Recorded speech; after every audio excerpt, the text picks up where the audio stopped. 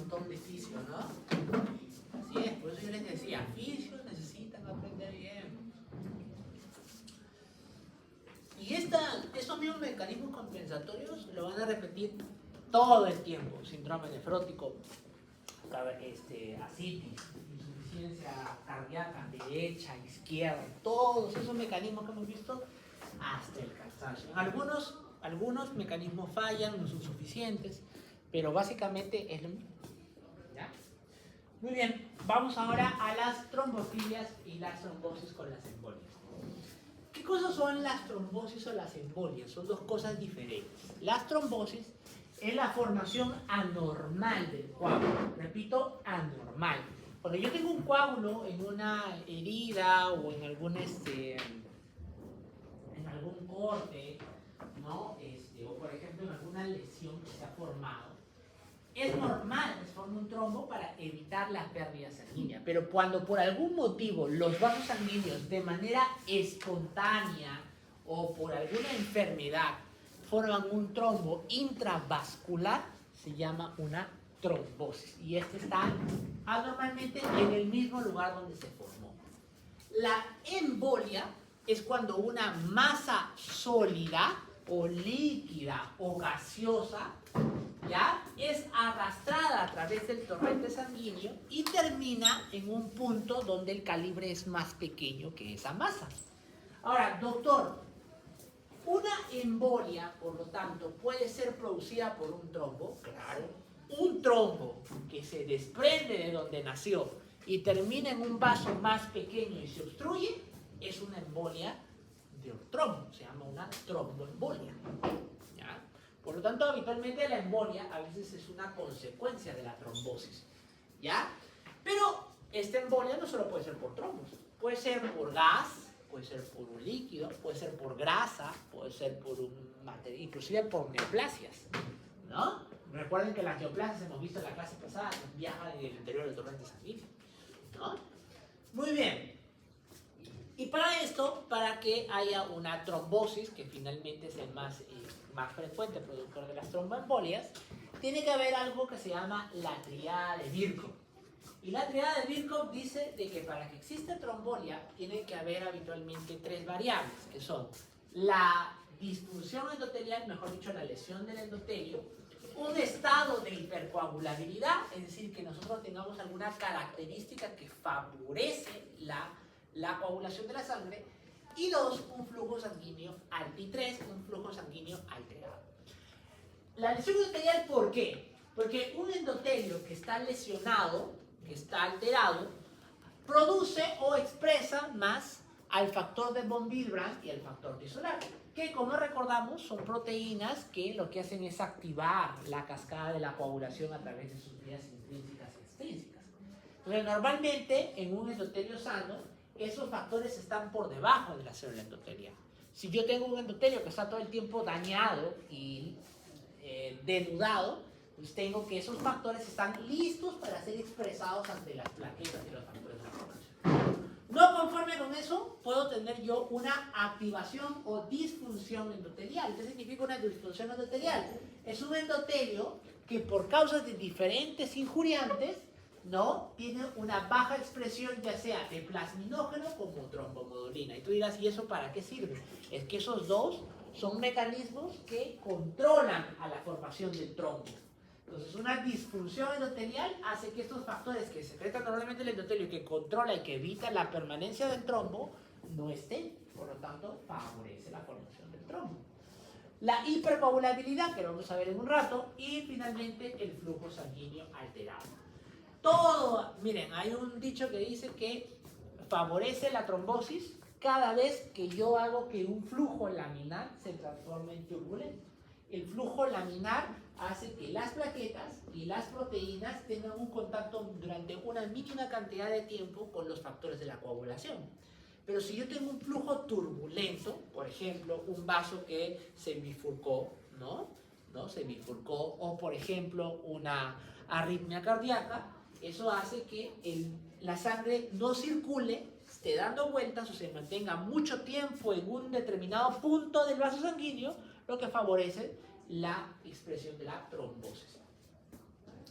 Y estas trombosis pueden suceder tanto en arterias como en venas. Cuando sucede en una vena se llama trombosis venosa y cuando es una arteria se llama aterotrombo o arteriotrombosis. ¿Ya?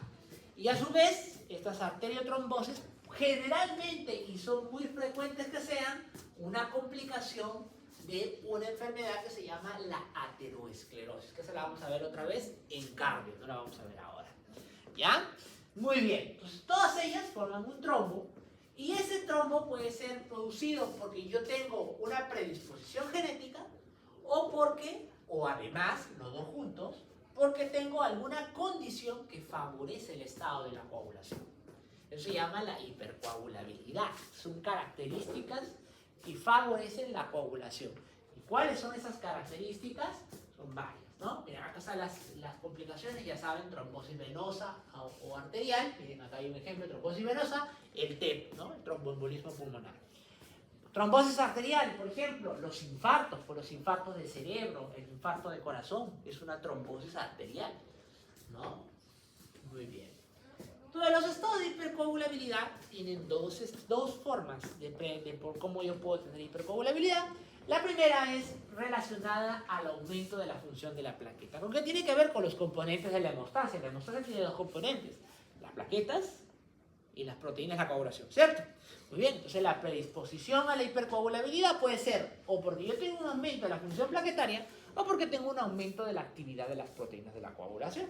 Entonces, ¿qué condiciones pueden producir esta hipercoagulabilidad secundaria? Miren ustedes, un incremento de la función de las plaquetas, la arteriosclerosis, la diabetes, el tabaquismo, la dislipidemia, el aumento de las concentraciones de plaquetas, la trombocitosis, ¿no? ¿Qué puede aumentar la activación del sistema de coagulación? El embarazo, el puerperio, el consumo de anticonceptivos orales, sobre todo cuando tienen altas cantidades de estrógeno. El estado posoperatorio, la inmovilidad, por eso dicen, ¿no? El peor enemigo en el hospital cuando una persona está hospitalizada es que te mantengas echado todo el tiempo, porque eso aumenta el riesgo de trombosis. Insuficiencia cardíaca congestiva y enfermedades malignas, o sea, de tipo cáncer. Muy bien. ¿Cuáles son las causas del aumento de la función plaquetaria? La perturbación del flujo sanguíneo, la lesión del endotelio y la mayor sensibilidad de las plaquetas. En general, se dice que una causa de poder provocar función alterada de las plaquetas es aumentar el número de las plaquetas. ¿Y qué puede aumentar en exceso la actividad de las plaquetas? Para empezar, ¿qué cosa es lo que produce? ¿Cuál es la hormona que controla cuántas plaquetas se producen? Hemato. ¿Ah? ¿Cómo? La trombopoietina, que no es lo mismo que la epoietina, ¿no? La trombopoietina es una hormona que estimula a que el megacariocito se fragmente en los trombocitos, que son las plaquetas, y además favorece su maduración. ¿Cuál es el problema de esa maduración plaquetaria? Es que así como la trombopoietina favorece la maduración desde la unidad formadora de megacariocitos hasta el megacariocito y finalmente las plaquetas, de la misma forma hay sustancias proinflamatorias que son capaces de hacer lo mismo. Por ejemplo, si yo tengo un daño tisular secundario por quirúrgicas, infecciones, cáncer o padecimientos inflamatorios crónicos, o sea, enfermedades autoinmunes, puedo hacer, ¿qué cosa? Aumento de trombopoietina o otros marcadores. Y eso genera una trombocitosis. Mira, estos son los estadios de maduración desde la unidad formadora de megacariocitos hasta el megacariocito y las plaquetas. En todos tú ves la trombopoietina, ¿cierto? Pero ves otras sustancias. ¿Cuáles son? Interleuquina 3, interleuquina 6, interleuquina 2. Entonces, por eso te puedes dar cuenta por qué los estados proinflamatorios, como por ejemplo la sepsis, las infecciones, ¿no? O las enfermedades autoinmunes, pueden provocar aumento de riesgo de trombocitosis. Muy bien, y aquí están los estados de la hipercoagulabilidad. Los primarios, o sea, genéticos, yo he nacido con esa predisposición genética, y los secundarios, los adquiridos. Los primarios, Y ahí tenemos los más frecuentes. Ahí tenemos la mutación del factor 5 de Leydig, la mutación de la protrombina, el aumento de concentraciones del factor 8, 9 y 11, ¿no? Y más raro, el déficit de factores de coagulación. Dirás, doctor, pero ¿cómo el déficit de factores de coagulación va a provocar hipercoagulabilidad? ¿No sería lo contrario? Lo que pasa es que estos tres de acá, la antitrombina 3, la proteína C y la proteína S, son proteínas anticoagulación, ¿no? Van en contra de la coagulación. Entonces, si yo tengo déficit de esas anticoagulación, por lo tanto tengo mayor riesgo de trombosis, ¿no? Muy bien, entonces, acuérdense, antitrombina 3, proteína C y proteína S, ¿ya? Muy bien, y muy frecuentes defectos en la fibrinólisis, homocistinuria, eso es impensable, muy poco infrecuente. Vamos a lo altamente frecuente, que eso sí lo van a ver día a día. Miren, alto riesgo a la cabeza, reposo en cama o inmovilización prolongada. Por eso, adulto mayor que está echado todo el tiempo en la cama, no lo quieren mover, dicen, porque les da flojera, peor es, mayor riesgo de trombosis venosa profunda. Y su complicación más grave, ¿cuál es? ¿Cuál es la complicación de la trombosis venosa profunda? Tema del seminario. Tromboembolismo pulmonar. El tromboembolismo pulmonar es una complicación de la trombosis venosa, por ejemplo. ¿Ya? Muy bien. ¿Qué más? El infarto agudo del miocardio, la fibrilación auricular. ¿Por qué? Porque la fibrilación auricular, la aurícula hace, en vez de hacer esto, hace esto. Y como hace esto, forma como mini coágulos de sangre alrededor, porque la sangre no se bombea, solo se forma remolinos alrededor de la misma aurícula nada más. ¿Ya? Lesión tisular, cirugías, quemaduras, cáncer, prótesis, coagulación intravascular diseminada, síndrome, el SAF, ¿no? El síndrome antifosfolipídico, es una causa adquirida. Muy bien, menor riesgo de trombosis, el síndrome nefrótico, la pérdida de proteínas por orina, las miocardiopatías, los estados hiperestrogénicos, el uso de anticonceptivos orales, el tabaquismo, etc. Acá está lo mismo, miren,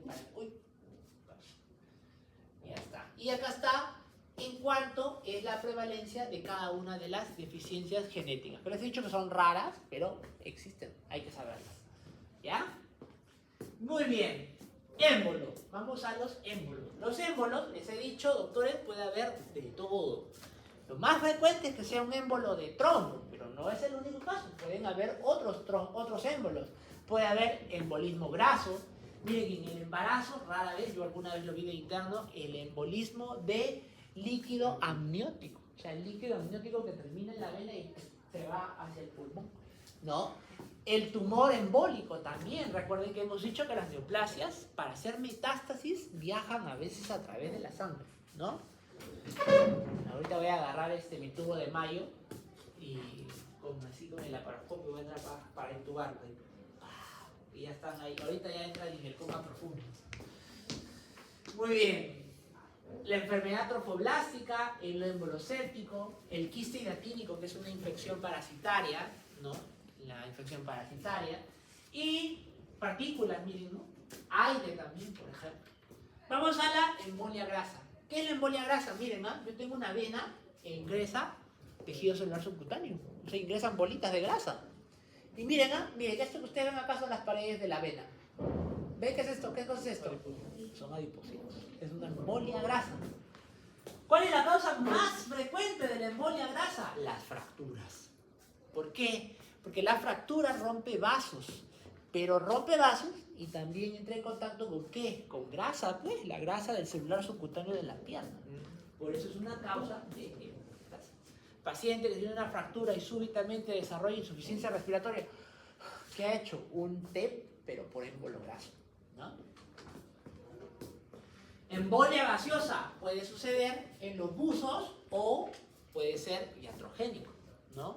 Yo agarro, le pedí al interno, a ver, por favor, colócale una ampolla de metamizol. Ok, doctor. Y el interno agarra y jala su émbolo con sus 20 cc de aire y apenas 5 cc de metamizol. Entonces, ¡pah! Toditito entero. Entonces, ¿qué pasó? Le dio todo un émbolo. Y el émbolo se comporta como un trombo porque el aire no se diluye en la sangre. Cuando el émbolo de aire es muy grande, no se diluye en sangre, no se puede, no puedes diluir tanta cantidad de oxígeno. Una poca cantidad sí se puede, ¿no? Pero una cantidad enorme, ¿no? Otra vez, por ejemplo, ¿no? A ver, agarro y le digo al residente, a ver, residente, por favor, agarra, terminamos de colocar el catéter. Muy bien, termina por favor de colocarle los tampones, la heparina, todo. Y se olvida de ponerle la heparina, y peor todavía, se olvida de clampar el catéter. Como se olvida de clampar el catéter, la vena tiene menor presión, la atmósfera tiene mayor presión, entra aire. Felizmente, como yo desconfío hasta de mi propia sombra, lo vi y dije, no, espérate, bruto hijo mío. Entonces agarrado por acá, a clampar, absorber con una jeringa el aire, antes de que pase a la vena cava superior, botarlo y luego ya cerrarlo, ¿no? Muy bien, así es. Por eso es que también han visto ustedes a las enfermeras también cuando ponen una vía, primero hacen que todo el cloruro llene la vía. Porque si tú le pones la vía, le pones el cloruro, pero la vía que ha estado llena de aire, pues tú agarras, le pones alegremente tu vía sin ponerle el cloruro primero adentro, te estás pasando aire, te estás pasando émbolo. ¿Ves? Ahí está. Ah, mira, por eso era. Muy bien. A esto no voy a hablar porque esto ya es del seminario. Y esto es para cardio, el infarto, que es una complicación por una trombosis aguda del tren. Muy bien, vamos ahora a un caso y ya acabamos. Paciente varón de 50 años es traído a la sala de emergencias por paramédicos luego de un accidente de tráfico, de tránsito será, supongo, ¿no? En la avenida Javier Prado. Uy, esto es frecuente. A ver, fue encontrado atrapado en su vehículo por más de una hora antes de ser rescatado y se queja de dolor abdominal intenso y falta de aire. Los signos y síntomas, mira, presión arterial 80-50, ¿normal? No, baja, limítrofe prácticamente. Frecuencia cardíaca 140, ¿normal? No, ese es de un neonato, el neonato tiene 130, 140 ya. Frecuencia respiratoria 30 por minuto, ¿está bien? ¿No? No, está aumentado también, porque nosotros respiramos 20, 25 por minuto máximo. Temperatura 36.8, ya está comenzando a ser baja, ¿no? Muy bien. Al examen, pálido, ansioso, sudoroso. Abdomen, a la palpación difusa, distensión abdominal, está distendido, y timpánico a la percusión. O sea, normalmente cuando yo percutir es esto. Entonces, normalmente cuando yo hago esto en el estómago, si tú acabas de comer, puede ser que lo encuentres así como un globo, ¿no? Como yo estoy gordo, pero también es porque he desayunado, entonces ahí puede escucharse normal. Pero cuando tú la escuchas bien clarito como un tambor, es porque hay demasiada cantidad de aire. Entonces, eso se llama timpánico. Laboratorio, hemoglobina 10. ¿Está normal? No, está limítrofe bajo. Leucocitos 12.000, plaquetas 200.000, creatinina normal, electrolitos normales también. El boom que es nitrógeno ureico en sangre también normal. Radiografía normal. Y ecografía dice, se observa líquido libre en cavidad abdominal. Pregunta del millón.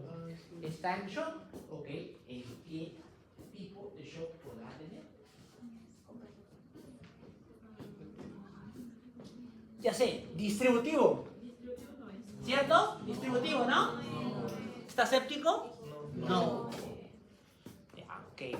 ¿Cuál puede ser este? ¿Cardiogénico? No. No. ¿Por qué no puede ser cardiogénico? El corazón está bien. Corazón aparentemente está bien, pero además no hay antecedente que ha tenido un infarto o algo parecido, ¿no? No está con un infarto ahorita. Muy bien. ¿Qué tiene? ¿Qué hay antecedentes importantes ahí el que está hablando? ¿Qué ha tenido ese paciente?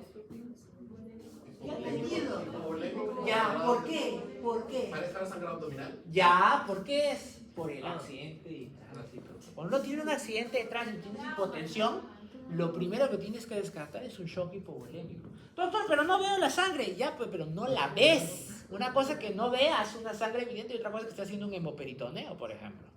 ¿No? Exacto, y eso es lo que probablemente tiene tu paciente. Muy bien. Pero no te diste cuenta y murió. Muy bien. Aprendimos. Muy bien, chicos. Eso es todo. Vamos a pasar lista porque si